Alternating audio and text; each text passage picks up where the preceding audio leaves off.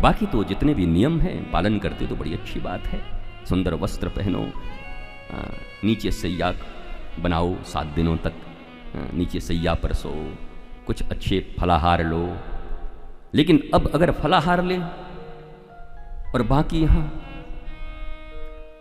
Himanshu caterer और 10-20 प्रकार का रायता बूंदी, तो भागवत का एक चीज भी इसके पल्ले नहीं पड़ेगा।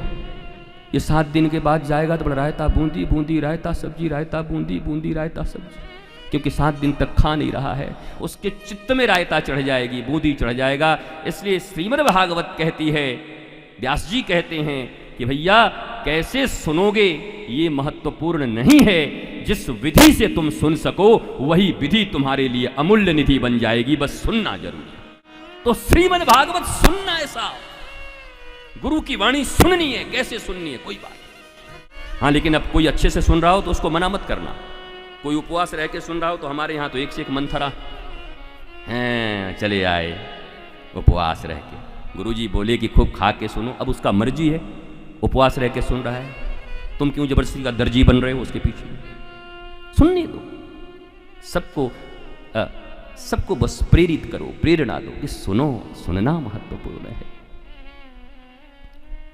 हनुमान जी से जब पूछा, माता सीता से दीक्षा लिया, सीता जी गुरु बन गईं और अब सीता जी ने उनको प्रबोध दिया। और फिर पूछा रावण ने, कहते कपी, ए कपी बता तू कौन है। सीता जी ने कहा बता जल्दी, नहीं तो तुम्हारी बदनामी नहीं राम की बदनामी होगी। आर्यपुत्र हैं वो, श्रेष्ठ हैं, ज्ञानी हैं, ईश्वर के अवतार हैं। रावण परम विद्वान है, वो विद्वान होने का परीक्षा तुम्हारा नहीं ले रहा, राम दूत बन करके तुम आए हो, वो राम की परीक्षा ले रहा कि जिसका दूत बन करके आया है जरा देखूं तो दूत बनने योग्य है कि नहीं, कि गुरु चेला एक ही जैसे हैं। इसलिए हम आपसे भी हाथ जोड़ते हैं, आप सब भी थोड़ा जीवन में अनुशासन, श्रद्धा, प्रेम, ज्ञान, ये सब धारण करिए।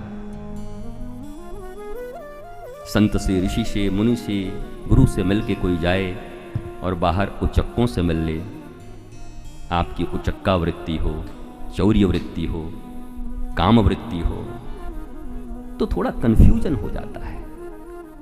तुमको क्या उद्धव जी को कंफ्यूजन हो गई थी?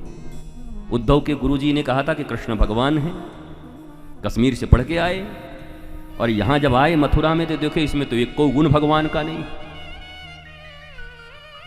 न इनका खाना ठीक ठाकुर जी का, न इनका उठना ठीक, ऊपर बैठ करके रोते और रहते हैं। पर भगवान तो दुनिया में सबको हंसाता है, ये भी रोते हैं। हे भगवान, जब भगवान ही रो रहा है तो हमारा क्या होगा।